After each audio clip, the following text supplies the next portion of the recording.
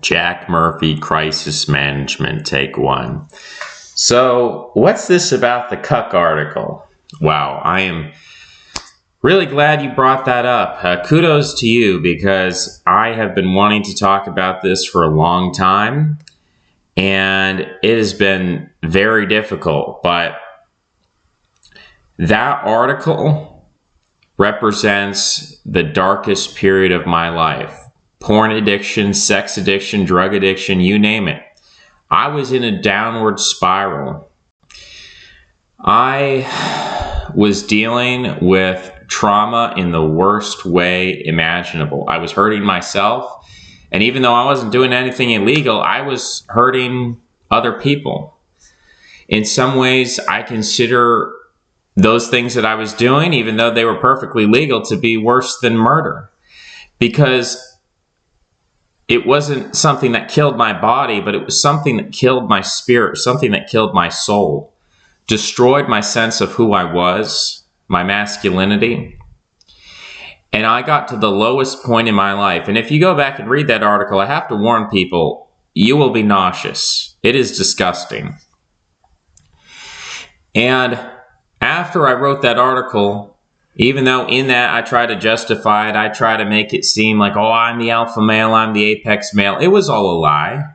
It was self-deception. And when I went to bed that night, I cried myself to sleep and I said, God, help me, because I couldn't do it myself. I was at my lowest low. And I'm so grateful to the people who helped me realize that there were two options. Either I continue on the path I'm on, porn addiction, sex addiction, drug addiction, and there's only one way that can end up, and that would be overdosing and taking my own life. The other option was I was going to have to leave that life behind. I was going to have to die to myself. I was going to have to completely change and do a 180 if I wanted to have any chance of survival.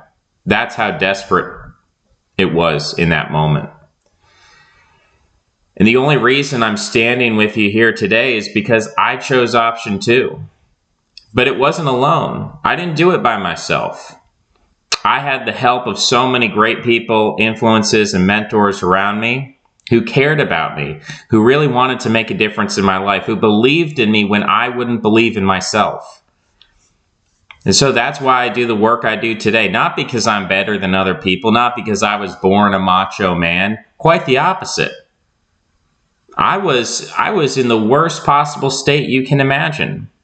I did the worst possible things that you can do without breaking the law.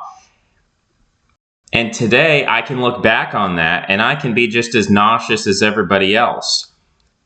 But I also look back on it and I can laugh about it, because I know that's not even me.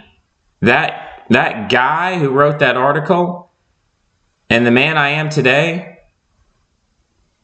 we're not even the same person at this point, because I was so twisted, so perverted, I had lost myself. And through the techniques that I share through my programs and podcasts, I found a way to find that true self that was hidden under the perversion and the trash.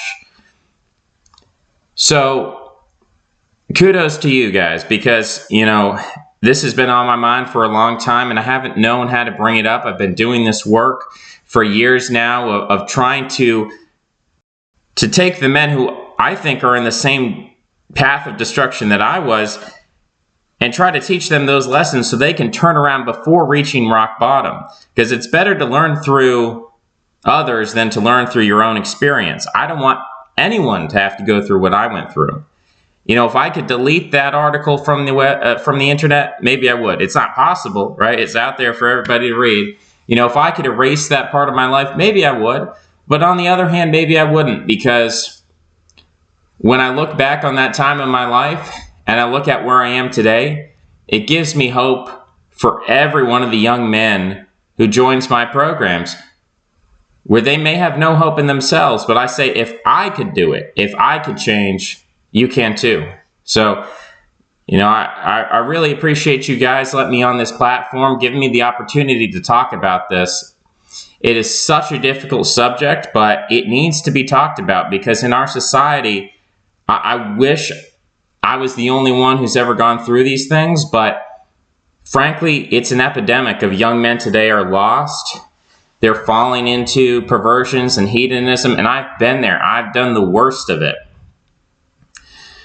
But because I've done it and because I've seen that change is possible, I'm driven every day to bring that change to the lives of thousands of young men around the world. So this conversation isn't going to happen anywhere else. This is completely unscripted, completely raw, you know. So you guys are amazing. I mean, I can't tell you how grateful I am to be here and to be able to share this story with you. Cut.